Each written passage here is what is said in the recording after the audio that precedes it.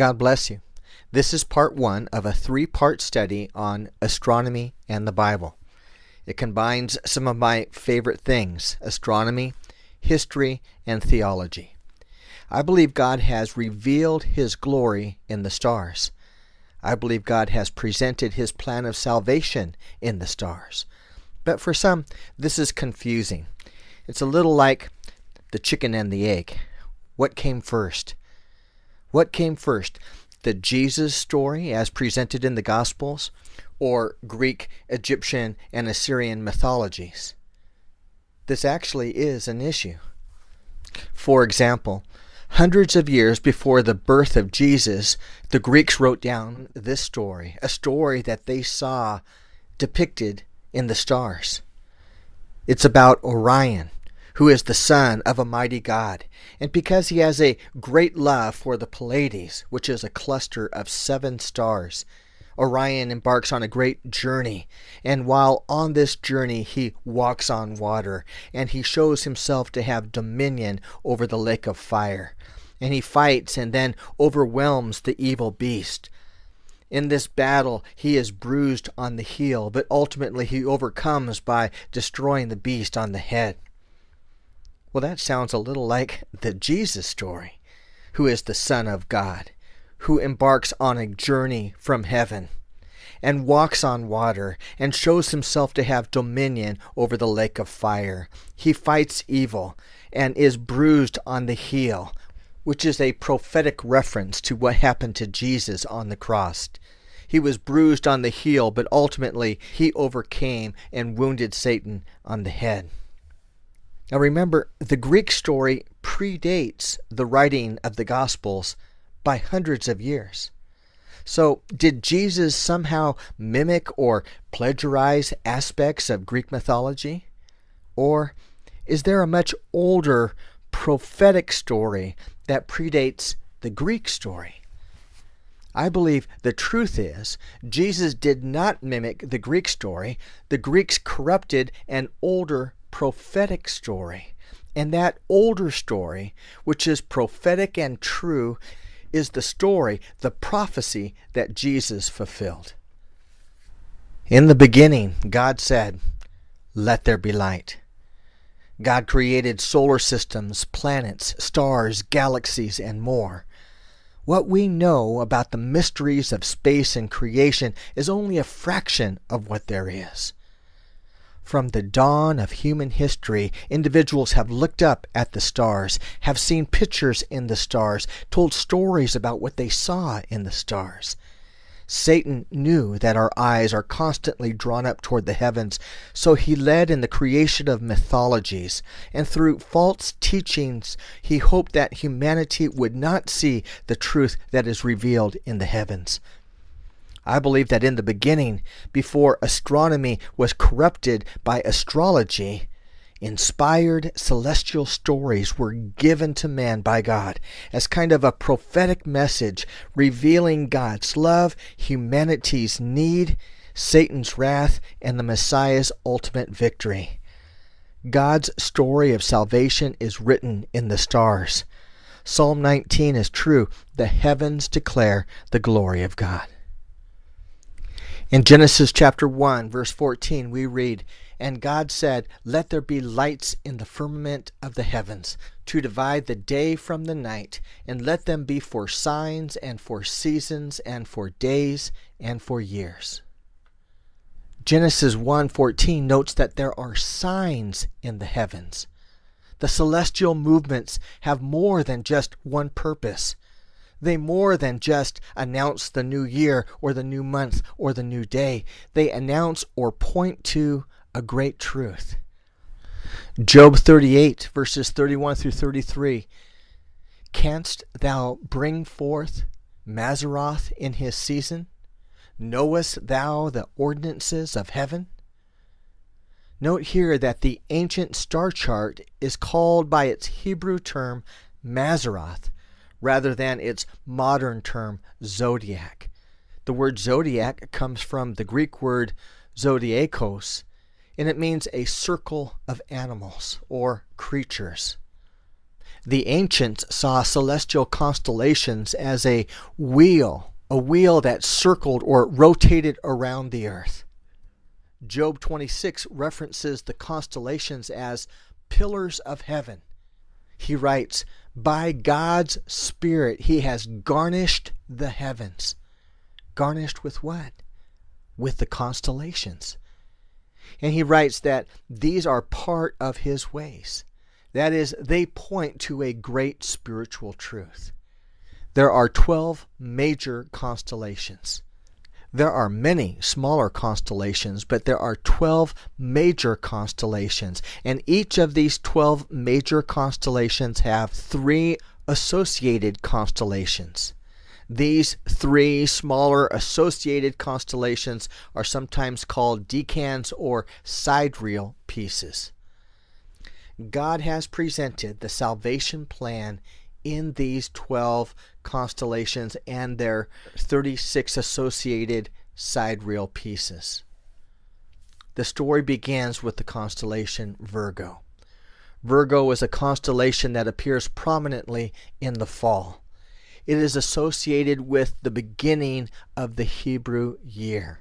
The constellation Virgo appears as a woman. The ancients saw her as a virgin. This constellation, Virgo, can be associated with God's promise in Genesis 3:15. It was in Eden that God spoke to the serpent, "And I will put enmity between thee and the woman, between thy seed and her seed. It will bruise thy head, and thou shalt bruise his heel." Genesis 3:15 is the first prophecy in the Bible. And the unfolding of that prophecy is tied to Virgo, who is the virgin, the instrument that God will use to bring the Messiah to our world. Isaiah 7:14 says it this way, "Behold, a virgin shall conceive and bear a son, and shall call his name Emmanuel." The constellation Virgo is presented as a woman, a virgin, with a shock of wheat in her left hand and a branch in her right. The brightest star in the constellation is a seed in the wheat. The star is called Spica, a Latin word which means the branch. Her child, the Messiah, is the branch. The Old Testament refers to the coming Savior as a branch. Zechariah the prophet called him the branch. So the first major constellation introduces the thought that the Messiah will be born of a virgin. The 3 sidereal or associated constellations to Virgo help to tell this story. First, there is Coma, which is a smaller constellation noting the virgin with her son. The word Coma literally means the desired. For the child in the lap of the mother represents the desired one. The Bible refers to the Messiah as the desired of the ages. And it's important to note the positioning of Coma relative to the major constellation Virgo. Coma is presented above Virgo, which to the ancients meant that in a very unusual way, this smaller constellation of a child was somehow greater in importance than the major constellation of the mother. But this child is special. It was born of a virgin, and Isaiah 7:14 notes that they shall call his name Emmanuel. Emmanuel means God with us. So there is a special divine nature in this small child, which gives him prominence. So it is right that his location is above the major constellation Virgo. The second associated constellation is Boötes. He is presented as a shepherd bearing his rod or staff, and he's also a harvestman. In one hand there is a sickle. So the staff presents him as the humble, gentle shepherd, but the sickle presents him as being one of authority and power, the great reaper, the one who is the owner of the harvest, who will reap the harvest at the perfect time. The word Boötes means the coming one. Another name for the constellation was taken from a star in the left leg of the shepherd. The star is Arcturus, which means he cometh. And then finally there's Centaurus. In ancient star charts, the centaur is pictured as half human and half horse. That, however, is not the original concept of the constellation. It really means two natures. The two natures of Centaurus represents the humanity and deity of Jesus Christ. He is God clothed in human flesh, and therefore can rightly be called Emmanuel, which means God with us. So here's where we're at so far in the celestial story. The constellation Virgo announces God's plan to do a mighty work through a virgin. The three sidereal constellations to Virgo note that the virgin will have a child, the child will be a shepherd, that's Bootes, and the sidereal constellation Centaurus indicates that this child will have two natures. The second major constellation is Libra, and there are two ancient stories that emerge from this constellation. The first rendering of Libra was that of a lamp. It looks like the center of the ancient menorah pieces. It looks like the tip of a flame. And as you look at the constellation Libra, proximate to the constellation Scorpio, it appears as if Scorpio is trying to seize the lamp. He wants to be the light or destroy the light. It's important to note that Scorpio, representing evil, is below Libra, which represents the light. And the constellation Libra has often been depicted as a set of scales. Libra, as a set of scales, represents the condition of the human race after the fall. Daniel 5:27 notes, "Thou art weighed in the balances and are found wanting." The sign of Libra has been associated with justice, and throughout the centuries it has been depicted in courtrooms and buildings of law and justice. Here's another look at a portion of the constellation Libra. And here you can see that there are two prominent stars in the balances which help to tell the story. In one of the sides of the scales, there's a prominent star named Zubin al-Janubi, and it means the price which is deficient. Deficient. This points to the price which man might attempt to pay for redemption. But there's no way we can pay the price that is due. Whatever we bring to the table is deficient. That's what Zubin al-Janubi represents. But there's good news, because on the other side of the scale, there's a prominent star named Zubin al-Chamali, and that star means the price which covers. It is a picture of the price paid by Jesus Christ for the redemption of mankind. Though humanity stood guilty, deficient, utterly unable to pay the debt that the scales of justice said was due, a special accommodation was made. The three associated or sidereal constellations give additional definition to this story. The first sidereal constellation is Crux. This constellation reveals how the Son of the Virgin, the one who is the great shepherd, the one who has two natures, it reveals how he was going to pay the price. Crux is the Southern Cross. The Son of the Virgin, the Messiah, would die on the cross to pay the price for our salvation. The second sidereal constellation to Libra is Lupus. The Latins named it Victima, which means the victim. A victim is one who is innocent. So though the Son of the Virgin would go to the cross and die on the cross, it would not be because he was guilty. The Messiah would live a sinless life, a perfect life, and be that perfect sacrifice. He would go to the cross willingly as an innocent, a victim for you and for me.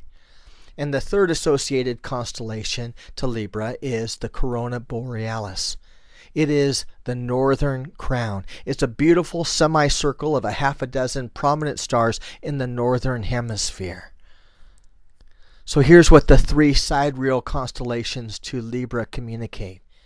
The seed of the woman becomes the victim and goes to the cross, and in doing so pays the price that covers, and then is honored with the crown of glory, the corona borealis. Now the third major constellation in God's celestial story of salvation is Scorpio. He's generally represented as a scorpion, though in early cultures he's depicted as a dragon or a serpent. Here we have the introduction of the enemy. The sidereal constellations note what he will attempt to do and how he will be overcome. As noted earlier, some cultures have him trying to seize the lamp. Scorpio wants to be the light of the world. In other cultures, Scorpio is seen trying to sting the heel of the mighty champion Ophiuchus, who is seen in the ancient star charts wrestling with the great snake called serpents. So while the scorpion is trying to wound the heel of the champion Ophiuchus, the head of the scorpion is being wounded. It is said that the word Scorpio means lawless one. The star in the heart of Scorpio is Antares, and when seen on a clear night, the star gives the appearance of a deep red color. The name Antares means the wounding. There are three sidereal pieces to the constellation Scorpio: serpents, Ophiuchus, and Hercules, and these help tell the story of the conflict of good and evil that begins with Scorpio. First, there is serpents. Serpents represents Satan, who has tried to usurp the throne of God.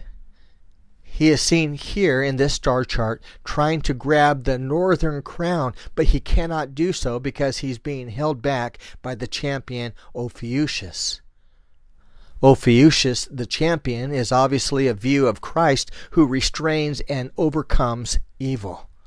Here's another star chart showing what that looks like.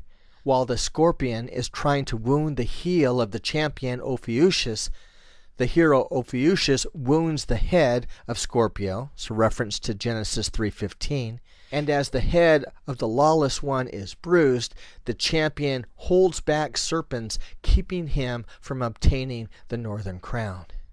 And the final sidereal constellation to Scorpio is Hercules. He is another representation of the hero, the Messiah, the son of the Virgin, who overcomes evil. He's depicted in star charts beating a many-headed snake with his club. The snake is often pictured as being in the branch of a tree, perhaps a reference to the tree in the Garden of Eden. So the sidereal constellations in Scorpio note that there will be a conflict between good and evil, that evil will bruise the heel of the hero in the story, which is the child of the Virgin Virgo, but the hero will wound the evil one on the head and restrain him, keeping him from usurping authority and seizing the northern crown. And the final constellation in this first part of God's celestial story is Sagittarius. Sagittarius appears in the form of a centaur, half human, half horse. This is the same concept that we saw in one of the peripheral constellations to Virgo. It's a sidereal piece which represents the two natures of the Redeemer. He is deity and he is human. He is both triumphant and victorious. And as he, the seed of the Virgin, the Messiah, appears here in the form of a centaur, we are reminded that our Savior will return one day, riding on an elegant, flying, celestial white stallion. The main actor or component in the constellation is the archer. The centaur or God-man has a great bow in his hand, and the arrow of the bow is aimed directly at Scorpio, who is the enemy. Sagittarius, like the other major constellations, has three sidereal pieces which help to tell the story. The first is Lyra, Lyra is a small star group. It's pictured as a harp, and it refers to the praise so richly deserved by Sagittarius. The brightest star in the constellation Lyra is Vega. It means he shall be exalted. It reminds us of the praise that we read about in the book of Revelation, the praise that takes place around the throne of God. Thou hast redeemed us to God by the blood.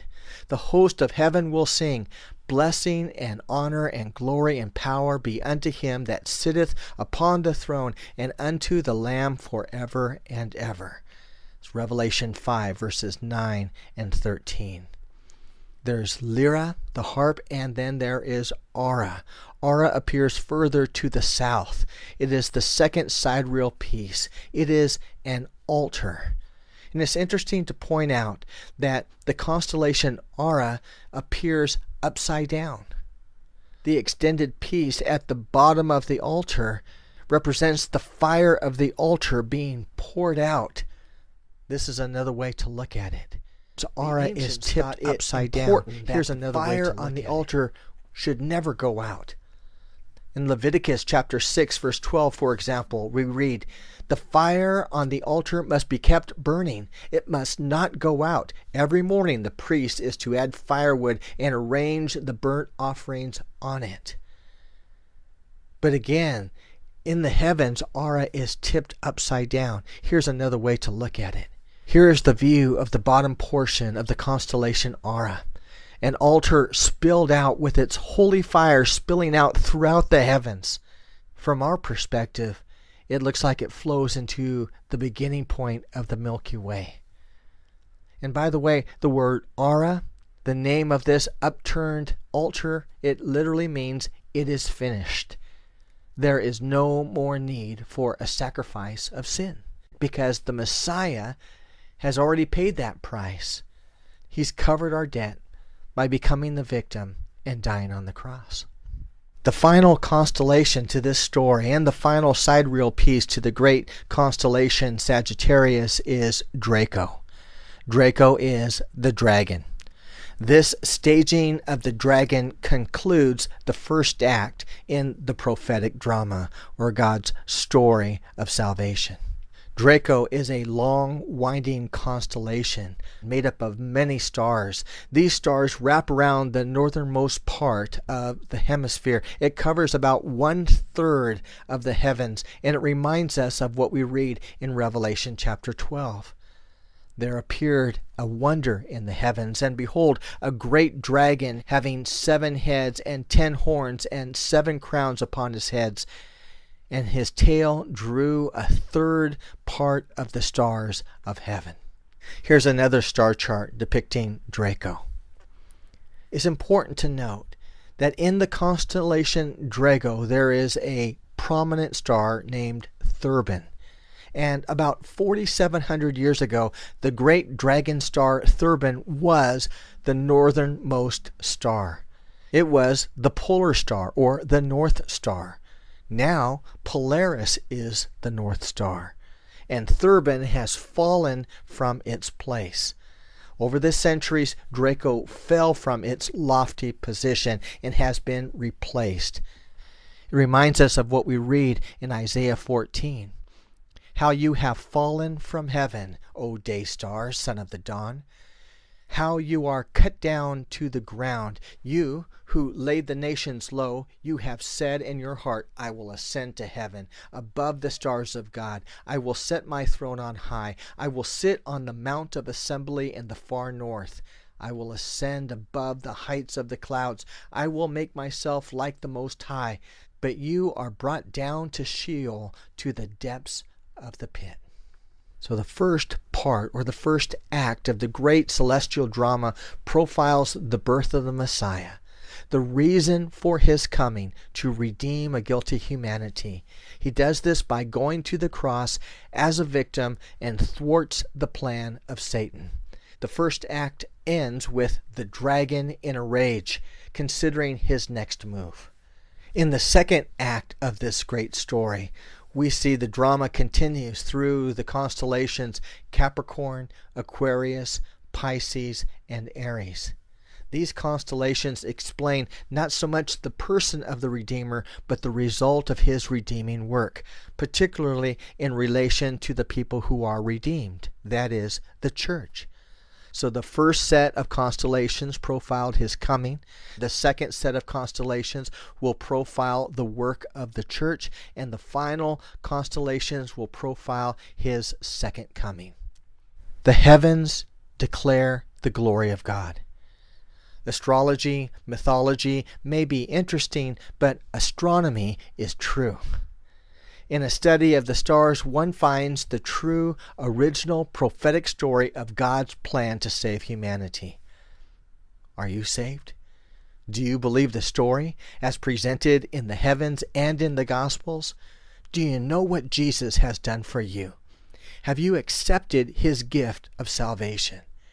Right now, you have a chance to do that. To believe, to receive, and to be saved. May God bless you as you consider his word.